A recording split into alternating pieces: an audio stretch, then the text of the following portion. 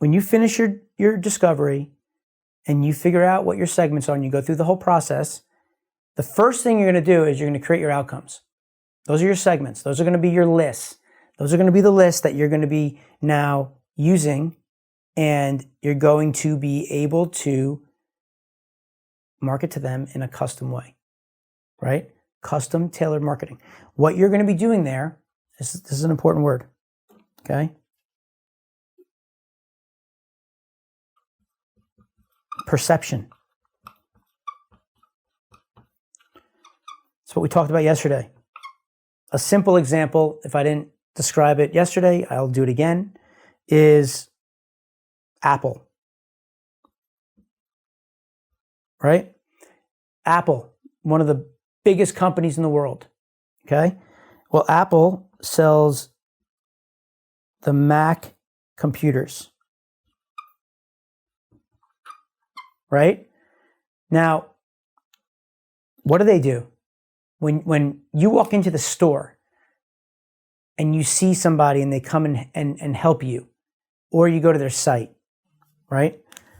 One thing they need to understand is, are you buying a Mac for business, leisure, or school? Guess what, guys? Segment 1, segment 2, segment 3. Very different people, right? Very different people. How are you going to sell to these people? You're going to sell to these people, where am I?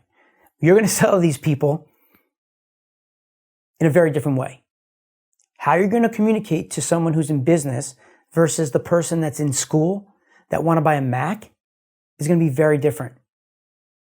Right? The Mac that the businessman may buy may have some bells and whistles loaded up into it, but at the end of the day, the core product, it's a Mac, right? The student is buying a Mac. They may not have all the things that the businessman needs, or vice versa. Maybe in school you need certain programs that someone who is using this for leisure or for business does not need. So they're going to add those bells and whistles to the Mac, but they're selling a Mac, okay? This allows them to customize the messaging, but they're selling the same product. The core offer is a Mac. Your core offer doesn't change, right? You could run programs where if you wanted to send it to different products, if you had all these different products that you're selling e-commerce wise, totally do that. And that's a bit more advanced, but that's when you're going down into some other stuff. But just basically, right, for the most part, people here, you all have your product, your core offer. And your core offer is how you're going to now communicate with these people, identify the different people's objections, situations, and then you're going to sell towards that, right?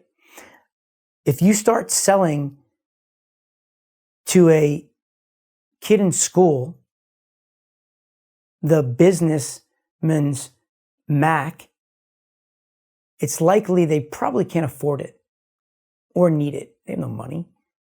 It may not be relevant for them. And you could lose them if that's the only type of marketing that you're pushing out into the market, right? So there's no one way to do things.